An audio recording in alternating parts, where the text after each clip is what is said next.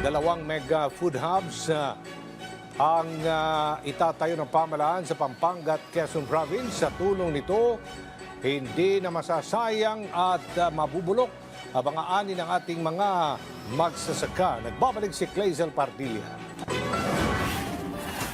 Itinapo na lamang ang tone-toneladang kamatis na ito sa gilid ng kalsada sa Bambang Nueva Vizcaya. Wala na raw kasing bumibili dahil sa oversupply ng kamatis.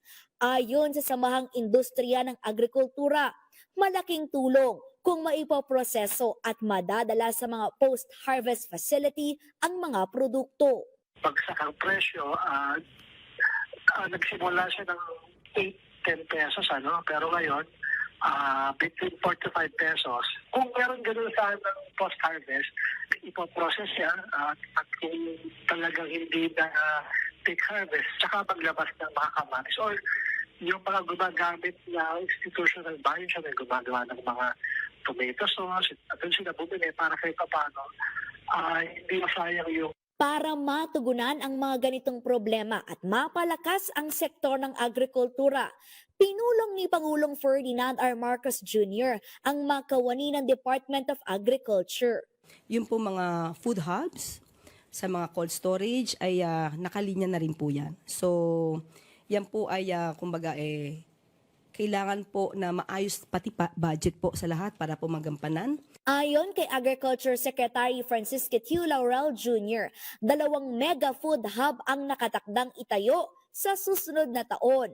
Isa sa Clark, Pampanga, para magsilbing bagsakan ng mga produkto mula sa Northern Luzon at sa probinsya ng Quezon, kung saan maaring dalhin ang mga produkto mula sa katimugang bahagi ng Luzon. Sisilbing parang mga malakihang trade hubs ng iba-ibang commodities, kasama rin dito yung mga iba pang support facilities. So hindi maiwasan na natin yung nakikita natin na sobrang mababa, halimbawa na presyo ng kamatis at 4 pesos.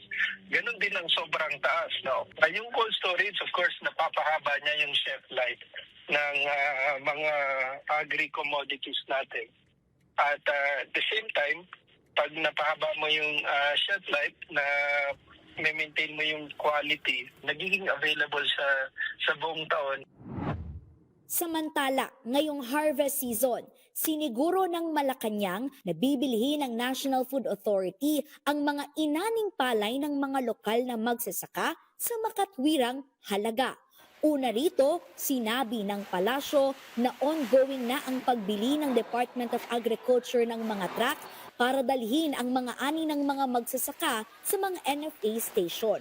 Clazel Pardilla para sa Pambansang TV sa Bagong Pilipinas.